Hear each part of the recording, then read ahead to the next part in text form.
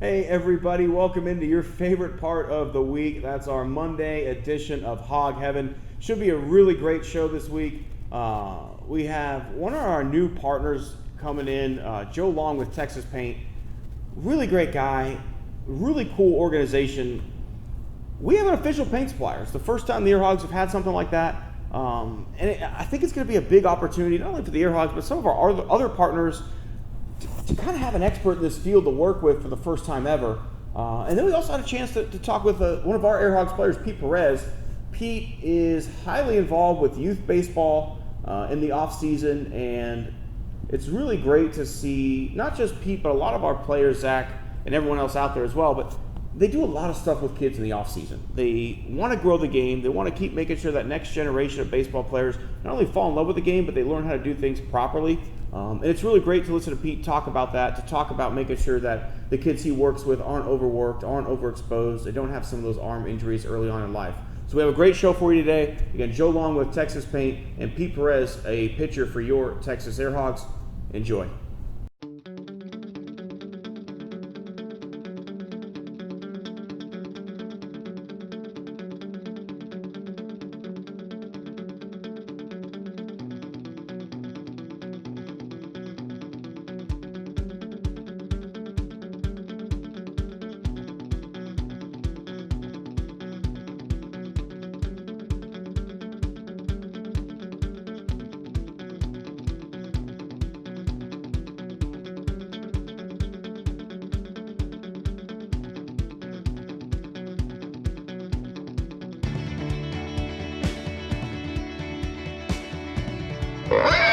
Hey everybody, welcome back in here on Hog Heaven.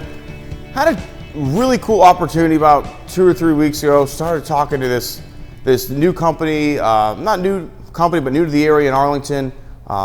Next thing you know, the AirHogs have an official paint supplier this season and an official paint of the team, and we're really, really excited for this partnership.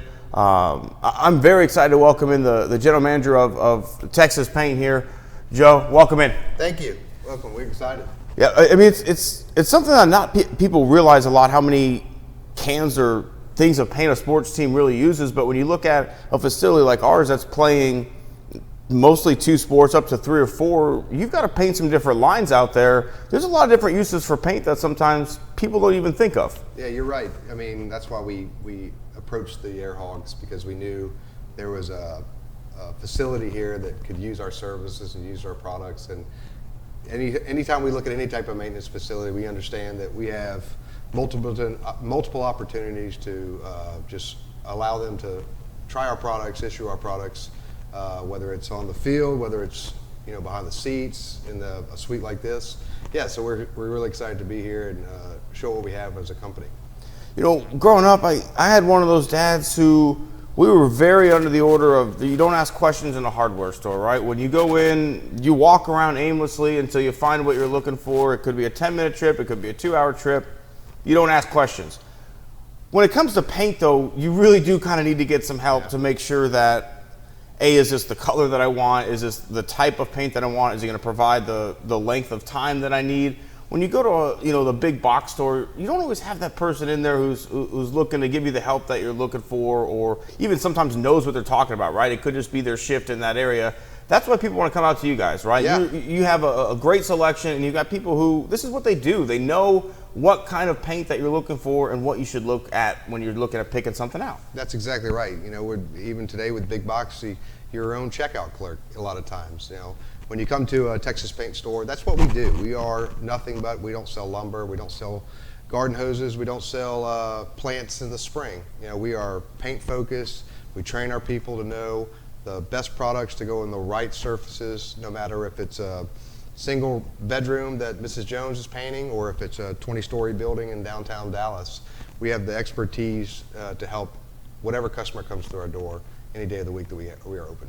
And you mentioned whatever customer. How much do you enjoy that flexibility being in your world? Because some of the realms of quote unquote construction, right? You're never going to see me walking by a can of nails or whatever it is, right? That's mostly the bigger side of things. But with paint, I might want to paint a room, or you're going to have the guy painting a whole building, Yep. and you're really meeting with everyone and anyone in between. Yeah, you're meeting every facets from a customer base, like I said. And we treat our customers, no matter if it's our largest customer as a company, or if it's a brand new customer that's never been to our stores, or have never tried Texas Paint and Benjamin in the past. We want to allow them, we want them when they walk in our store to have top-rated service, top-rated customer service, and not just from the gallon of paint they use, but the right product that they're using it with. Using the right brush, are we using a roller, and everything else that comes into they need when it comes to a paint project. There's so many facets of what you need, whether it's caulk, whether it's sandpaper, using a primer, what are you painting before? And we want to know, we want to make sure that when a customer leaves our store, every question's been asked and they have the right products to get the job. Because we don't want them leaving us being, frustrated that we didn't offer this, we didn't give them that product or that extra product that we forgot about. We want them to know that when they leave here, when they leave one of our Texas Paint stores, they're going home to complete the project that they want, and they have everything needed to do it. One of the things I love living in Texas, but when you look at doing any kind of these projects or, remodeling, especially exterior kind of things, this part of Texas especially, we get occasional snow as we saw, last week, but then it gets up to 110 degrees in the summertime. You can't just put any old can on the side of the house, right? You need some kind of protection.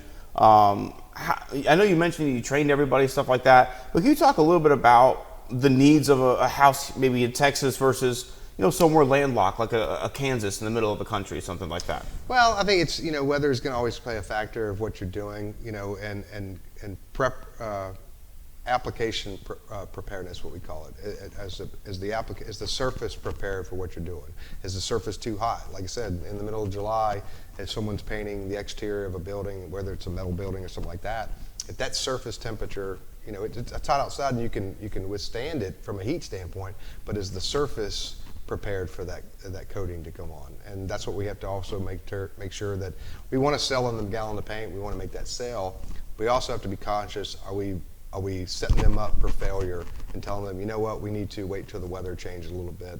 All of our products can withstand, up to low temperatures as low as 40 degrees and temps win the 100 degrees. But we want to make sure, like I said, no matter what the project is, the customer is doing the project and they're going to have any hiccups moving forward. And a lot of people that think paint, they just think color, right? But that's not everything.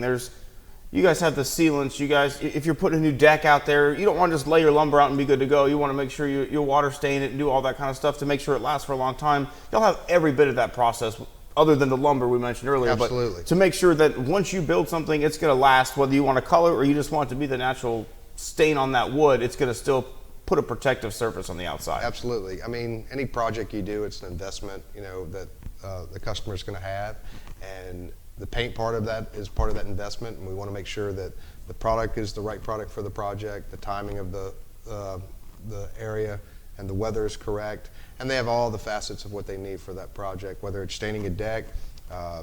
We have deck stains, of course, with our Arbor Coat. We have fence stains in our lines. Whatever needs to be coated, we have a product that fits that need. And our stores are educated to know we're not selling them something that doesn't fit what we need to have for it moving forward. This being our Valentine's episode or our Valentine's Week edition, I guarantee you there's going to be some guys out there who maybe are building something nice for their lady, had a honey-do list that they had to accomplish, maybe a she shed or whatever it is that they're building. They can come on in and get all set up with you guys. Absolutely. You can come in any of our stores. We have 8 locations around the DFW. Any of our stores have every project they need for that honeydewer on Valentine's Day, or they can go to our website, texaspaint.com, and we have online shopping right there where they can order online, have it picked up at one of our locations, or actually have it delivered within 2-hour time frame of that order processing. How did you get involved with Texas Paint? I've been selling paint since I was 19. I'm originally from the Southeast Louisiana market and worked for a couple different paint companies over there, and the people that own Texas Paint, they have another paint company in the New Orleans market, and when they were acquiring Texas Paint in 2017, they approached me and asked me would I be willing to leave the South Louisiana market to go put on a cowboy hat and come to Texas. And we're 3 years in, and we're excited about our expansion. We started in 2017 with 4 stores, and we're looking to be at 10 stores by the end of 2020. So we're excited about the future of Texas Paint and the DFW market, and we're excited about our partnership with the AirHogs. Have you guys had, I know like when people come in, I'm sure they talk you through what they're looking to do. Has anybody come back and showed you pictures of finished product that you've been like, man, that one's really cool? Oh, absolutely. And we'll post it on our Instagram page. We'll put it on Twitter. We'll put it on Facebook. And they come back and show us, what they've done. And that's another thing our stores are very good at, is all of our managers, they want to create a personal, inviting experience for their customer base. Know their customer's name. That's the beauty of our business. We have so many repeat customers that we build that relationship daily, weekly, monthly, yearly with our customer base. And we want to know how their projects came out. And we're excited about it. So let's kind of shift back a little bit towards the team with some of the field paint that we'll be using. We mentioned we have that soccer team that plays out here. We also paint our mound, paint our plate, things like that for the baseball season. Talk a little bit about that side of things. As you guys said, you want to reach out to the sports team to get involved into that world. There's different kinds of field paint too, right? I know we made the mistake the first year we had soccer out here, maybe using a little bit too permanent of a field paint for that soccer field. Now we're looking to have something that can wash off after every use. And that's the beauty about different coatings, is you want to put the right coating for the right project. And like you said before, you used something that was maybe a little bit more too permanent than what you wanted. And we have our lines of athletic field paint that has the durability to hold up where you want it, but at the same time, when you need to change it over and wash it out, it has that application to be removed and move forward.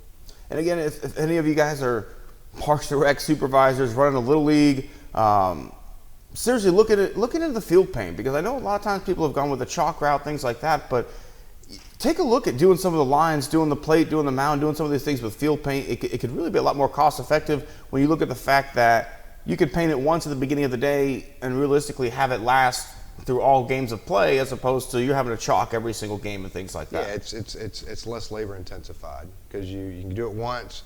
It lasts the duration of what you need. You don't have to come back and do chalk constantly. I remember as a baseball player as a kid, you had chalk lines. They would last, relatively short-lived from a perfection standpoint. And it was no matter of time before you had to go back there and first guy in the game's digging out that back line of the box, right? It didn't take long, and it was almost gone. So it allows your field to be beautified for the duration of the game. It makes your stadium and your field look much more professional from an appearance standpoint, and it holds up where you want. And one of the nice things too is, yes, you guys have the great storefront locations, but you got great people like Daniel who reached out to me, who we're working with. They'll take care of all that stuff for you, right? If you're an organization that you've got a field and you need all that stuff delivered out there, he's going to come out there, he's going to take your order, he's your rep, and whenever you need more, you've got this one person to reach out to that kind of takes that stress away from preparing for that season or that game or whatever it is you're looking at. Absolutely. Outside of our 8 locations, we have 12 outside sales reps in the Dallas-Fort Worth area, and every one of them is out there not just trying to sell a gallon of paint, they're trying to build relationships. That's what we tell them. We go out there, make friends, build relationships, let them know that you are the go-to person for your product needs in any project you have, no matter the size of it. And Daniel's is doing a great job for us, and that's the type of personal relationship we want all of our sales reps to have. And of course, whether Daniel's bringing it out to you or one of our 8 delivery trucks around the DFW, that we can put in an order, the store can have it delivered within 2 hours anywhere in the DFW area. And that's in 2020. Really, that's what we're looking for. It's that time, and people want that level of service again. The reason people stop going to the big stores, and the reason the mall's dying, is because you're tired of walking in and not being paid attention to. There's a reason some of these online companies have flourished, because they really take care of people. It sounds like that's what you guys are really zeroing in on, and making sure that it may be 1 gallon, it may be 500 gallons, but this is not going to be your last paint purchase when they come into your facility. 100%. And that's the one thing about the paint industry. It is an industry and a commodity that e-commerce really can't get the feel of a color, the look of a color, knowing that no one online is going to tell you with drop boxes what's the right project or right product for your project, because you need that open line of communication with an actual person in the store, and that's what we offer. We're a unique individual, we're a unique company. We sell a unique type of go-to-market system, And we want relationships and be that go-to expertise for our customers. Well, Joe, we certainly appreciate you coming in and joining us. And again, we are just really excited for the partnership with Texas Paint. Again, the official paint supplier of the Texas AirHogs. I'm sure people will be seeing a lot more of your logo around as we feature you guys on Hog Heaven and some of our AirHogs, actually all of our AirHogs broadcasts going forward. But it should be a really exciting 2020 season. And again, if anyone wants to get in touch with you, what's that email address one more time? If they're watching this thinking, I need to reach out to that guy. I've got some projects in mind that I think you can help me with. It's j.long@texaspaint.com, or you can reach us at www.texaspaint.com. Awesome. We're going to take a break. We'll be right back in Hog Heaven after this. At Texas Paint, we know how valuable your time is. So keep painting. We're on the way. We can be where you need us, when you need us, anywhere in the Dallas-Fort Worth area. With free 2-hour delivery of paints, stains, sundries, and expert product advice. Save time, save money. Find the location closest to you at texaspaint.com. That's free 2-hour delivery from Texas Paint. Go to texaspaint.com. That's texaspaint.com. Hey everybody, welcome back in. You are in Hog Heaven. I'm Tim Costello, joined with one of the AirHogs' most steady arms out of the pen last season, Pete Perez. Pete, welcome in here on the program. Thanks for having me, man. It's always a pleasure having one of our AirHogs come in and join us in the off season. We actually had a chance to see this last weekend. We hosted the Jackie Moore Rusty Grid Classic. One of your proteges, the kid you've been working with as a true freshman, was starting in this tournament at third base. What was that like for you to come out and see your guy playing at that high level of competition? It was great. Adam Blinn, was a senior at ESD, which is a high school I'm coaching at now, and we actually got to see him get his first college hit as well, so that was pretty cool. But it's just nice, he's chasing a dream, he's continuing to play, and as a freshman starting, that's pretty big. So. And not only that too, if you look at the level of competition that was in that tournament, there was I think 3 top 25 teams and 2 other teams that received votes. Yep. Hendricks had 8 votes to be a top 25 in D3, and again to be starting the first ever collegiate game they're playing. He walked in and basically took somebody's spot essentially, if you think about it. Yeah, the kid works hard, that's for sure. The head coach at ESD, Albert, he's actually been with Adam since he was a freshman, and the kid just gets better every year, and he works hard, and he's doing great. So we were talking a little bit before we started. You've got a lot of things going on here in the off season. Talk a little bit about the work that you do with the high school, because I know you enjoy pitching and you enjoy having your career, but there's also something to be said about seeing that tree start to spread of guys that you've worked with that get out and start doing things on their own. Yeah. So I'm coaching at Episcopal School, Dallas, ESD, and or coaching. I said pitching. I don't know why, but so I'm the pitching coach for the JV JV team. Sorry, and then helping out with the varsity as well. And it's just it's cool to kind of just give back some of my knowledge and help out with whatever I can, and watching these kids be more consistent, throwing strikes, getting outs, and it's cool to see when it all clicks. They all seem to smile and be like, oh wow, I can do this, and it's good. They go out and compete, and I enjoy when they're doing well on the mound. One of the other teams you work with, it's not just high school. You do the Mizuno teams as well, right? Where you work with kids year round playing. I don't know if it's even considered select ball at this point, but just high school ball. What's the difference at those levels of competition versus the guys at your high school team? So the team, this past spring, worked with a Marucci team. It was an all-freshman team. Marucci, I'm sorry, yes. And it was good. There are a lot of younger kids that are still learning, trying to develop a lot of things. But, they all ventured into their own, high school season now. And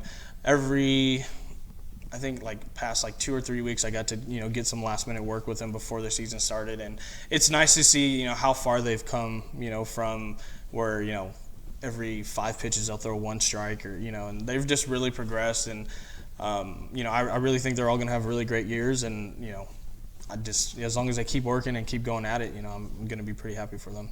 We've had a chance to have Justin and Matt on the show so far, and they're offensive guys. They work with kids on the lesson side of things, but mostly with hitting, right? And there's some health issues with kids on the hitting side of things, but really at the age that you work with, pitching is where you really worry about the health of elbows and arms and things like that.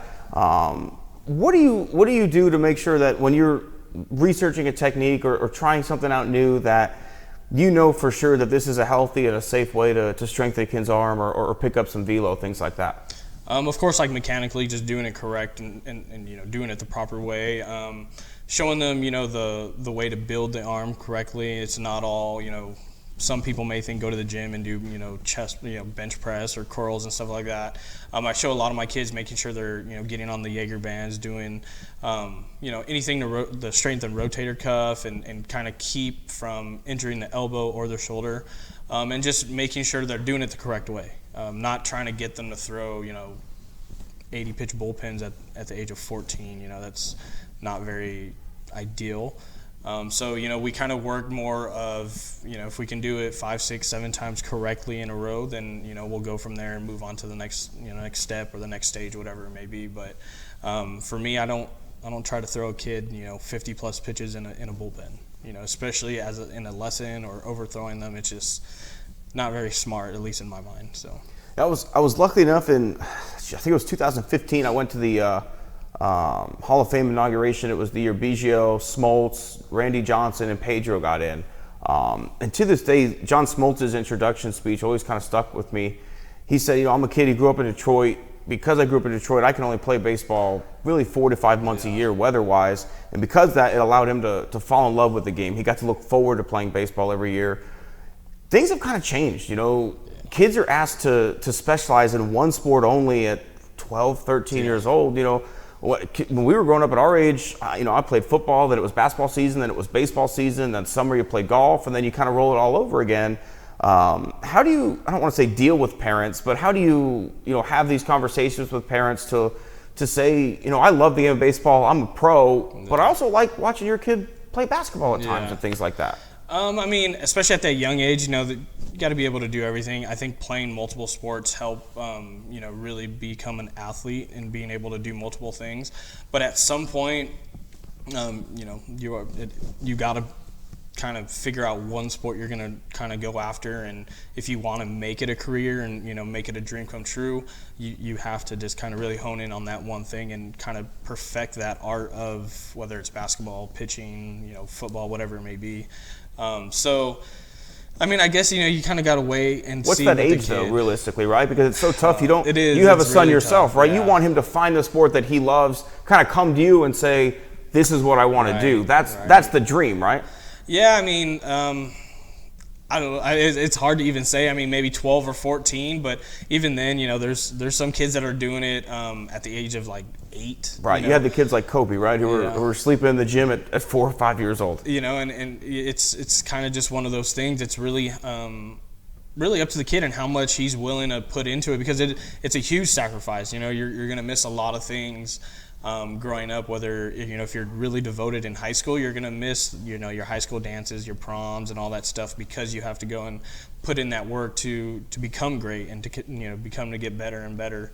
So really, I mean, it's up to the kid. And, you know, if he decides it at 8 and he goes after it at 8, great. If it's at 14, hopefully that's not too late. But, you know, for me, since I do have a son, I'm hoping he's just going to tell me, like, hey, Dad, I want to play this or play that. But, I mean, now, he's played T-ball. He's getting back into soccer. I think we're going to do karate soon. You know, he's only 4. I mean, right now he plays with one toy for 10 minutes and he's on to the next, so I'm not really too worried about it. So the karate, though, you kind of worried about maybe taking a body blow here or there? I mean, it'd be kind of cool if he's an MMA fighter. Mom's not going to like that, but, I mean, I won't be opposed to it. But yeah, if as he gets older and he sticks to karate, I might have to learn something myself to kind of defend myself. So you mentioned, you know, you guys have a little bit of a golf threesome. Some of the AirHogs players playing in the off season between yourself, Travis, and Matt Dean. Who's the best golfer out there? I'm gonna always say myself. Okay. You know, and then we also play with the head coach at ESD, Albert. He's actually usually the one that's pretty good. He kind of beats all of us. But the last 4 times we've all played, I've beaten them 3 out of those 4 times. So nice. I'm getting better. We, you know, generally we're all getting better. But, you know, this might be the only thing I can actually offer you some lessons in. Yeah. I mean, but yeah, we need to get out and play. I go out to Prairie Lakes here in the Grand Prairie area so about once a week. we've yet to play there. You know, we've actually, I think it was last week before, because it was supposed to rain all weekend, but we were thinking about coming out here and we ended up going somewhere else. But we do kind of play pretty often, once or twice a week. I got to go buy more golf balls. Hey, I'm going to buy a travel bag and golf balls myself. I'm heading to Torrey Pines this weekend. Nice. Hoping if I can break 80 out there, I'll feel pretty dang good about myself. Honestly, my personal best score is a 92 right now. So, Okay. That kind of tells you how good or bad I am. But, every time I go out there, I usually do something a little better than the day before, so I'm happy with that. And same thing with Travis and Dino and Albert. Every day it's, there's always a little joking around and, talking a little smack. But for the most part, man, we go out there, have a good time, and, just kind of work on getting better and potentially trying to break 80. One of the cool things I think about the team that we had last year, the guys that were carrying into this season, y'all have a really good, a great locker room chemistry, right? We had some fun in the back of the bus playing Mafia, all that kind of stuff. You mentioned you're still playing golf in the off season. Justin Bird had a chance to go out and do a book reading for us at an elementary school last week. We haven't really had a team like this where the players have been present in the offseason a long time. What does it mean to you to kind of still be able to be active with your teammates and know that I'm going to see these guys again next season? It's great. You build that friendship, and you start to get close with some of your teammates, and it just makes the season a little easier. It is a grind, the long bus rides, and the body starts to kind of wear and tear and stuff like that. But when you have someone that you kind of really connect with and just enjoy being around and stuff like that, it makes the entire season so much better. Makes those bus rides better, being probably the best Mafia player on the bus. Hey, come on now. You're the best BSer on the bus. We'll definitely either way, as long as we're winning, right? My team's winning, I'm happy. But it makes it a lot easier. As you're on those buses with us. If we're having a good time on the bus ride, it kills a few hours, and next time you take a little nap, and all of a sudden you're there, and you're just like, okay, well, that wasn't too bad. But it's just great. It's nice to have everybody around, and I know we have a few appearances coming up in the next couple of months. So getting us all there, and a little AirHogs caravan. Yeah, so it's gonna be nice to do that, and I'm sure all of us are ready to get that season rolling.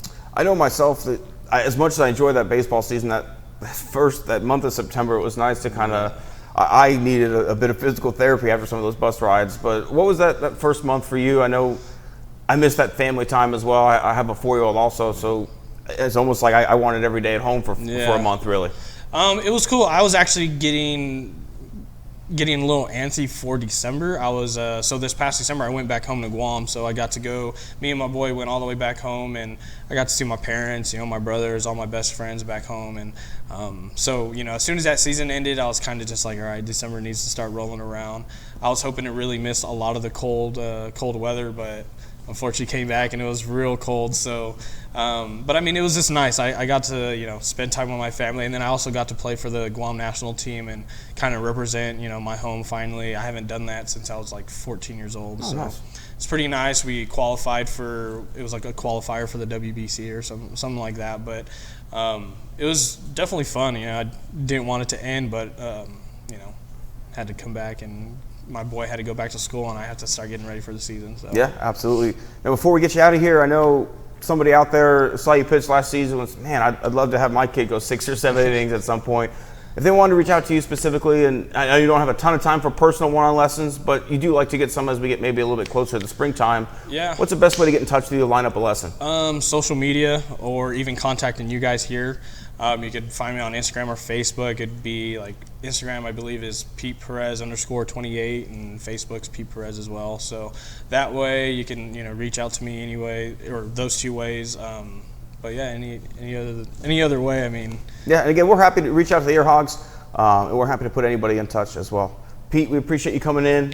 It's always great when we kind of get to sit down and chat. And for sure. I'm ready for 2019, and I'm really looking forward to it. Some of the group of guys that we have coming back, I think this is going to be a real competitive season. I was talking with Jay last week, and I went game by game by the schedule, and I ended up with 58 wins on the year, going game by game. So that would have won the division last year. So yeah, I have us in contention. I'm all for it too. It's all about winning and having a good time. No one ever complains when you're winning, right? So. Let's shoot for 60. Why not? Hey, there we go. Let's win the division. Let's bring a championship back to Grand Prairie and do something big this year. I'm happy to hear it. I appreciate everyone joining us. We'll take a break right here. You've been in Hog Heaven. All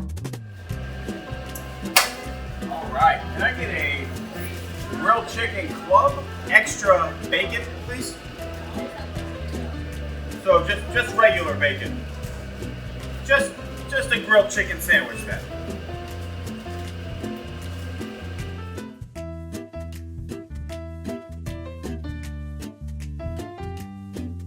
Hey folks, I hope you enjoyed everything. A really big thank you again to Joe Long and to Pete Perez for coming on and joining us this week. Again, I can't talk enough about what a great group of partners that the AirHogs have. I know we take a lot of pride in who we partner with because we really want people who understand what it means to be a part of this community, to invest in the community, and to not just want to make a profit, but to make the world a better place. And Texas Paint, we are very proud to work with them. It's going to be a great opportunity for us to have some like-minded individuals who both of us want to get out there. We want to do great things for the community around us and for people in the ballpark as well. So we're really excited that Joe Long joined us, but also that we get to work with them for the rest of the season. And also, again, it was great to sit and talk with Pete Perez. He and I had a lot of great conversations on bus rides during the season. I'm looking forward to our conversations during next season. I know Zach and I were talking, and Pete was one of Zach's favorite guys this season because he was really warm and welcoming. For Zach being a young intern, not really knowing any of these guys, Pete was always someone who was able to get a quote from, get an interview, no problem. So we're really excited that Pete was able to come in and talk with us and look forward to 2020. And again, if you're looking to get your kid some lessons to start taking that next step, I can't recommend, if your son's a pitcher, working with Pete enough. Again, the amount of kids that he works with, he takes a lot of pride in the success of each and every one of them. We were talking about his third baseman, Adam Bland, that he works with, who's now a starter at Hendrix College. Pete's up here on a Friday night in the freezing cold watching one of his young guys play because he's so proud of Adam making his first collegiate start. So if you're looking for someone who's not only going to teach your kid the right way to play, but is going to care about their future and their well-being as well, I can't recommend working with Pete Perez enough. Again, I appreciate everyone who joined us this week. Thank you to Pete. Thank you to Joe. And this has been another wonderful edition of Hog Heaven. We will see you next week.